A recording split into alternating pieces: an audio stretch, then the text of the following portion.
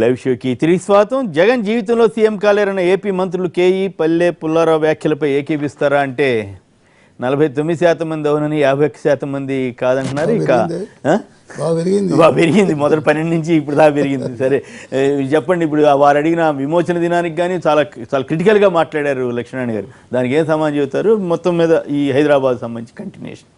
ఇప్పుడు ఆనాడు నిజాం సర్కార్ నుంచి విమోచన జరగడానికి అన్ని వ్యక్తులు వాళ్ళందరూ కూడా పోరాటం చేశారు. ప్రముఖంగా ఆనాడు చెప్పుకోవాలంటే కమ్యూనిస్టుల పాత్ర బాగా ఎక్కువగా ఉండేది.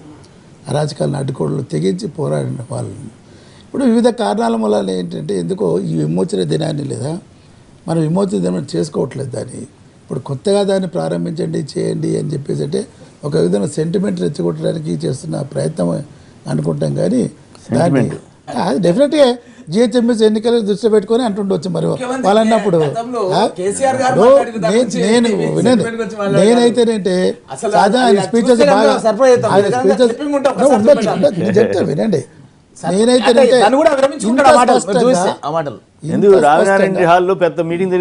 ఒకవేళ అది కనుక అంటే ఆయన లేదా ఒక గట్టి నిర్ణయం తీసుకునే వ్యక్తి తప్పక దాన్ని అమలు చేయడానికి ప్రయత్నం చేస్తాడు. ఐ టు వెరిఫై బికాజ్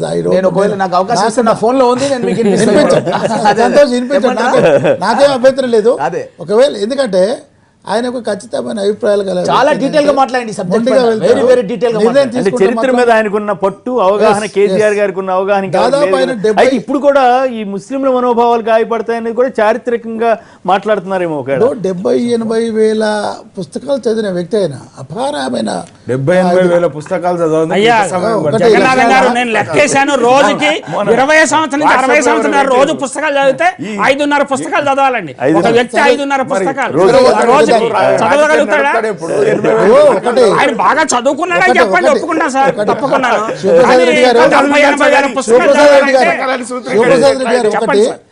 పుస్తకం చదవాలంటే క్షుణ్ణంగా దాన్ని మొదటి వాడిని ఆఖరి దాకా చదవారండి. సపోజ్ మనం ఒక బుక్ కాన్సెప్ట్ చదవడానికి దాని ఉపోద్ఘాతం ఒక బీజం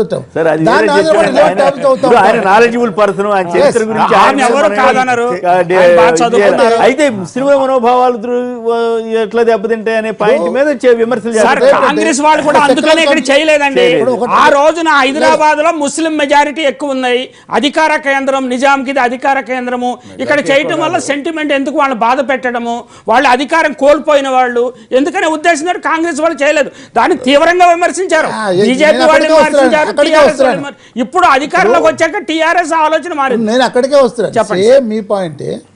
ఇప్పుడు స్టేట్ విడిపోయి ఒక సెక్యులర్ కంట్రీగా, సెక్యులర్ స్టేట్గా లేదా ఎటువంటి డిస్టర్బెన్స్ లేకుండా తరుణంలో ఒకవేళ ఇప్పుడు రాజ్యాంగమే చెప్పింది మైనారిటీ వాళ్ళ మనోభావాలను దెబ్బతిని కాపాడాల్సిన నైతిక బాధ్యత మెజారిటీ వాళ్ళ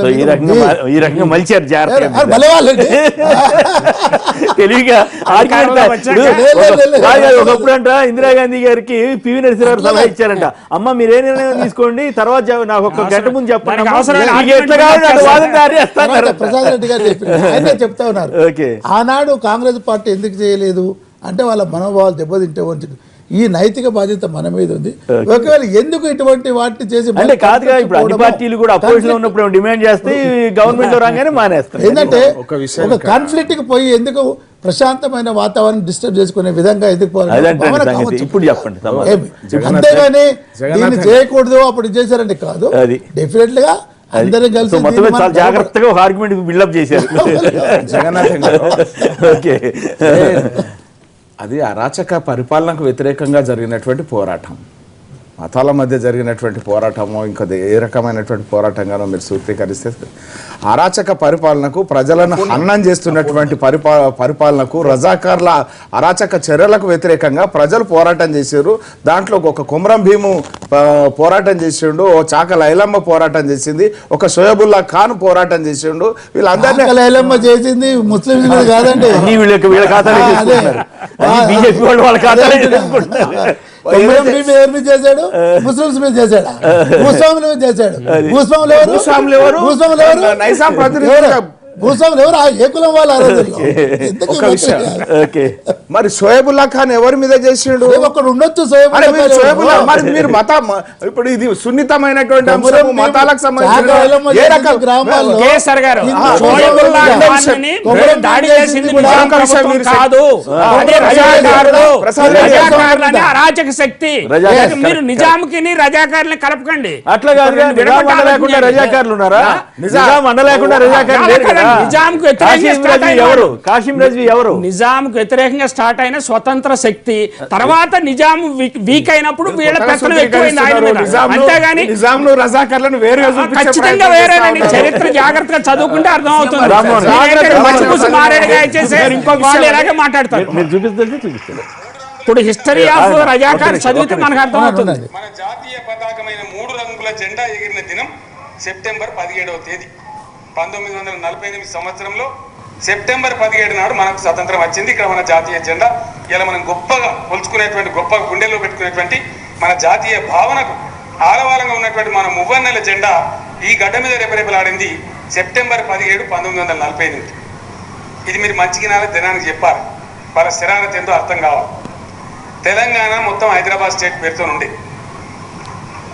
మన కర్మం బాలేక మన మీద కలిసినప్పుడు 2 ముక్కలు అంటే తెలంగాణ హైదరాబాద్ స్టేట్ల ముక్కలు, ఒక్క ముక్కనేమో కర్ణాటకకు పోయింది, ఒక 3 జిల్లాలు. అంటే స్ట్రైట్ గా కూడా అన్నారా? జిల్లాలు మరాఠవాడలో కలిసింది. ఆ ప్రజలు మరాఠీ మాట్లాడతారు కాబట్టి మేము ఎలా కలుస్తామంటే కలుమను కలిసింది. అక్కడ వాళ్ళు చేసే మర్యాద ఇలా మహారాష్ట్ర రాష్ట్రం వాళ్ళు కావచ్చు, కర్ణాటక రాష్ట్రం వాళ్ళు కావచ్చు, వాళ్ళు ఎంత గొప్పోళ్ళు అంటే వీళ్ళు హైదరాబాద్ స్టేట్లో ఉండి మన రాష్ట్రంలో కలిసిండ్రు, వీళ్ళని గౌరవించాలని చెప్పి 17 సెప్టెంబర్ ఏదైతే హైదరాబాద్ స్టేట్ స్వతంత్ర దినం వచ్చిందో ప్రత్యేకంగా జీవోలు ఇచ్చి ప్రత్యేకంగా నిధులు విడుదల చేసి 17 సెప్టెంబర్ నాడు అటు కర్ణాటక ప్రభుత్వం ఇటు మహారాష్ట్ర ప్రభుత్వం ఇద్దరు కూడా స్వతంత్ర దినాన్ని అక్కడ జరుపుతున్నారు. ఏవైతే హైదరాబాద్ స్టేట్ లో ఉండే దాంట్లో కలిసిన జిల్లాలనే ఆ జిల్లా కలెక్టర్లకు ఆదేశం ఇచ్చి అక్కడ జరుపుతున్నారు. ఇక్కడ కూడా మాకు ఎందుకు జరపాలి? అసలు తెలంగాణ ఇక్కడనే.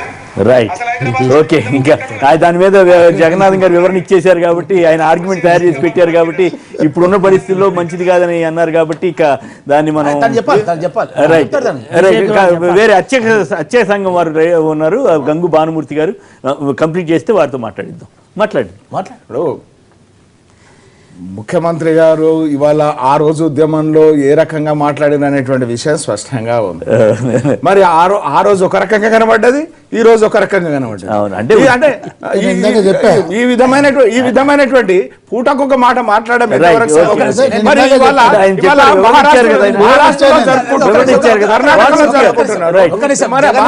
జగన్నాథం గారు ముఖ్యమంత్రి గారు జిహెచ్ఎంసీ ఎలక్షన్లను దృష్టిలో పెట్టుకొని ఎంఐఎం తో కుమ్మక్కై రేవంత్ రెడ్డి మీద చార్జ్ షీట్ వేసి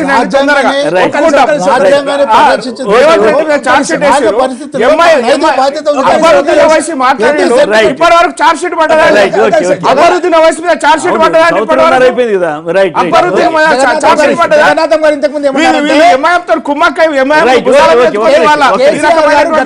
తెలంగాణ విమోచనం చేయాలి అని ఎప్పుడు అనలేదు అన్న మాట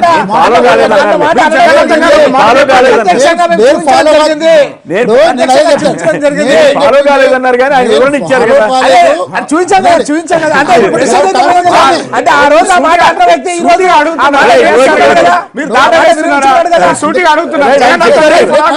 ఆయన చెప్పారు, వివరణ ఇచ్చారు కదా. అందుకే ఏం చెప్తారు?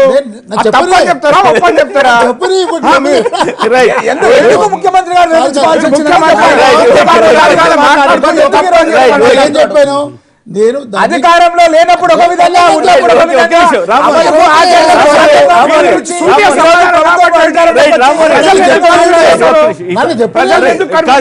ఆయన మాట్లాడకపోతే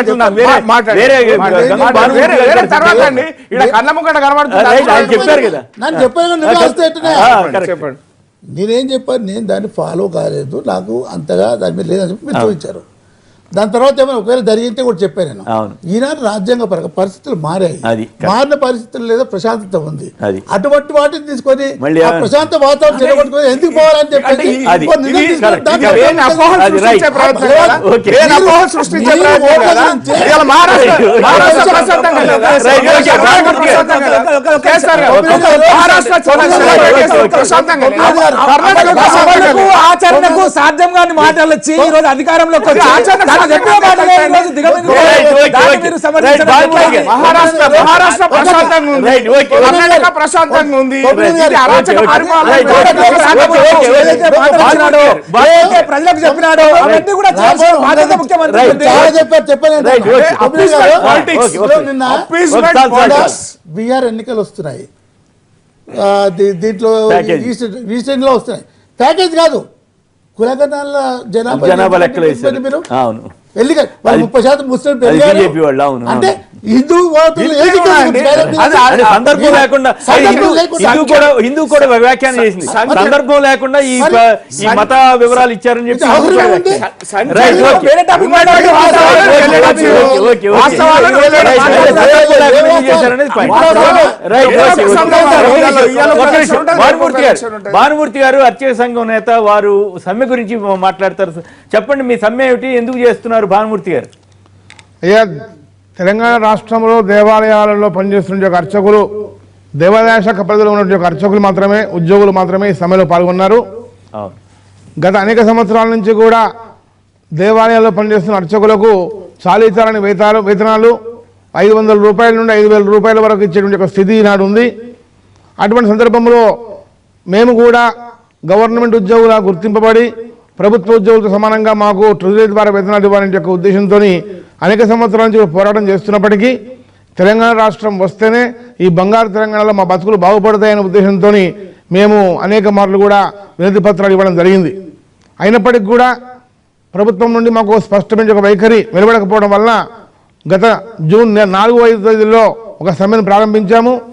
ఆ సమ్మె కారణంగా ప్రభుత్వం కూడా ఒక ఉన్నత స్థాయి కమిటీని వేసి జూలై 1వ తేదీ నాటికి రిపోర్ట్ తెప్పించుకొని ఆ ఇచ్చిన నివేదిక ప్రకారంగా ఆగస్టు 1 నాటికి మీ యొక్క సమస్యను పరిష్కరిస్తామని చెప్పి స్పష్టంగా చెప్పడం జరిగింది.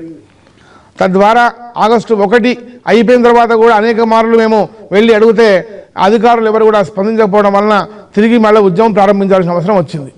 ఓకే. అయితే మరి ఇప్పుడు ఈ ట్రెజరీ ద్వారా వేతనాలు ఇవ్వాలనేది డిమాండా, లేకపోతే జీతాలు పెంచాలని డిమాండ్ కూడా ఉందా? ట్రెజరీ ద్వారా వేతనాలు ఇవ్వాలి. ఎక్కడైతే పే స్కేల్స్ లేకుండా కాంట్రాక్ట్ ఉద్యోగులు పనిచేస్తున్న అర్చక ఉద్యోగులందరికీ కూడా పే స్కేల్స్ ఫిక్స్ చేసి వాళ్ళకు కూడా ట్రెజరీ ద్వారా వేతనాలు ఇవ్వాలి.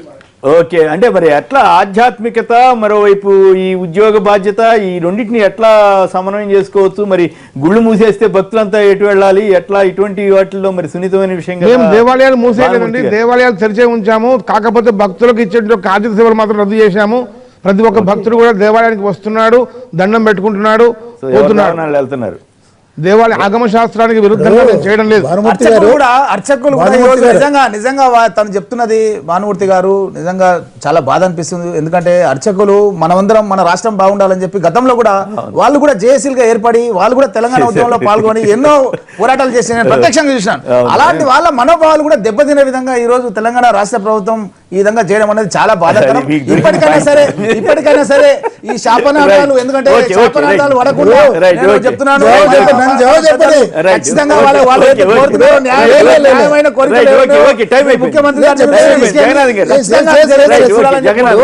స్పష్టంగా నిన్న మనం ముఖ్యమంత్రి గారు చెప్పడం కూడా జరిగింది. ఏవైతే తెలంగాణ ఉద్యమంలో అన్ని వర్గాలు కలిసి చేసిన దీనికి అనుగుణంగా ప్రతి ఒక్కరికి న్యాయం చేయడానికి ప్రయత్నం చేస్తామని చెప్పడానికి అర్చకుల విషయాలు కూడా చర్చించడం జరిగింది. నిన్న ఇంద్రకరణ్ రెడ్డి గారు కూడా ఏమి ఒక ప్రకటన కూడా ఆయన ప్రకటన చేస్తామని చెప్పి, అటువంటిప్పుడు మీరు అర్చకులు ఒకటి మీరు సమాజాన్ని దృష్టిలో పెట్టుకొని, ఇప్పుడు మనకు గతంలో జీతాల మీద కాకుండా భూములు ఇచ్చాం, అవన్నీ అన్యక్రాంతమై దాంట్లో చాలా మంది గొడవలు మా దగ్గరికి వస్తున్నాయి. మీలో మీకు గొడవలు ఉన్నాయి. అర్చకులకి గొడవలు ఉన్నాయి ఒక ఆక్రమణలో పెట్టినట్టు సరి చేయలేదు. రైట్ టైం అయిపోయింది.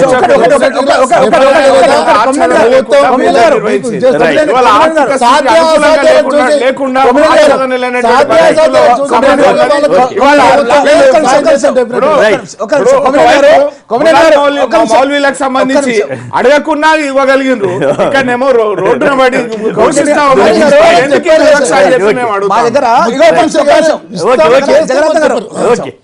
జగన్నాథం గారు ఏమంటున్నారంటే అర్చకులు భూములు అవన్నీ కూడా ఆక్రమించుకున్నారని మాట్లాడుతున్నారు. చాలా బాధాకరం. ఎక్కడ కూడా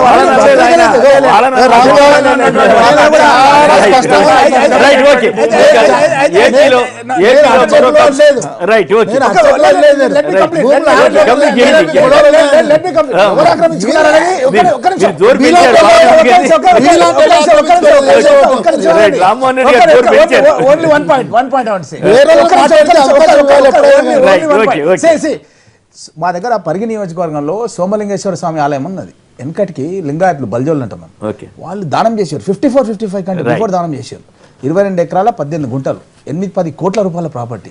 Harishwar Reddy TRS polit bureau సభ్యుడు, మాజీ ఎమ్మెల్యే, మా పరిగి నియోజకవర్గం పూడూరులో వారం రోజుల కింద పెద్ద బాయ్ అవుతున్నాడు జేసీబీ పెట్టి. అన్ని టీవీలలో పేపర్లలో మొత్తం వేసారు.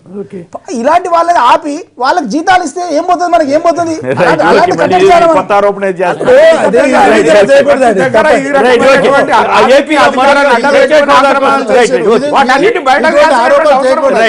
చెప్పింది ఏంటి, ఏపీలో ప్రత్యేక హోదా కోసం వార్తలు వస్తున్నాయి. దురదృష్టవశాత్తు ఒక నిమిషం రైట్ అయిపోయింది. ఇలాంటి ఆత్మహత్యలు మంచివి కాదు, దానివల్ల సమస్య పరిష్కారం అవుతుందని అనుకోకూడదు. దురదృష్టవశాత్తు ప్రసాద్ రెడ్డి గారు ప్రత్యేక హోదా మీద మళ్ళీ ఆత్మహత్య జరిగిందని అంటున్నారు. దాని మీద ఒక మాట మాట్లాడండి. ప్రత్యేక హోదా రాదని కూడా అనుకోవడానికి లేదండి. ఎందుకంటే వాళ్ళకి ఇప్పుడు ఒరిస్సా, బీహార్, జిహెచ్ఎంసీ ఎన్నికల వల్ల ఒక విచిత్రమైన పరిస్థితుల్లో బీజేపీ ఒక నిర్ణయం తీసుకోలేకపోతుంది. కాబట్టి హోప్ఫుల్ గా ఉండటం మంచిది. ఆత్మహత్యలు చేసుకోవడం అనేది చాలా ఏపీకి ప్రత్యేక హోదా వస్తే మంచిదే, వచ్చినా రాకపోయినా కూడా కొంత ప్రమాదకరమైన పరిస్థితులే ఉండవు. కానీ అంత భయపడే పరిస్థితి, అధైర్యం పడేటువంటి పరిస్థితి ఉండకూడదు. అటువంటి వాటిని ఎట్టి పరిస్థితుల్లో ఎంకరేజ్ చేయకూడదని చెప్పక తప్పదు. ఈరోజు ఇప్పుడే న్యూస్ ఐటమ్ చూసా, ఏపీ అధికారులు ప్రత్యేక హోదాతో వచ్చేది ఏమి లేదు, తెచ్చుకుంటే బాగుంటుంది అని కూడా అది సరే, రకరకాలుగా ఇప్పుడు మీడియాలో ఎట్లా మలచాలంటే అట్లా మలుస్తుంటారు. అది వేరే చర్చ అనుకోండి నడుస్తూ ఉంటుంది. బట్ ఏదేమైనా ఆత్మహత్యలు మంచివి కాదు, అది ఏమాత్రం ఎంకరేజ్ చేయడానికి వీల్లేనిటువంటి అంశంగా భావిస్తూ జగన్ జీవితంలో సీఎం కాలేరన్న ఏపీ మంత్రులు కేఈ కృష్ణమూర్తి, పల్లె రఘునాథ్ రెడ్డి, పుల్లారావు ప్రభుత్వ వ్యాఖ్యలను సమర్థిస్తారా అంటే 59% మంది అవునని, 41% మంది కాదన్నారు. మరి చరిత్ర ఎట్లా మలుపు తిరుగుతుందో చూద్దాం. SMS పంపిన వారందరికి కూడా ధన్యవాదాలు. లక్ష్మీనారాయణ గారు, మందా జగన్నాథం గారు, రామ్మోహన్ రెడ్డి గారు, అలాగే ప్రసాద్ రెడ్డి గారు, గంగు భానుమూర్తి గారు, అందరికి కూడా ధన్యవాదాలు. ఇది నేటి వార్తా విశ్లేషణ కార్యక్రమం. నమస్కారం.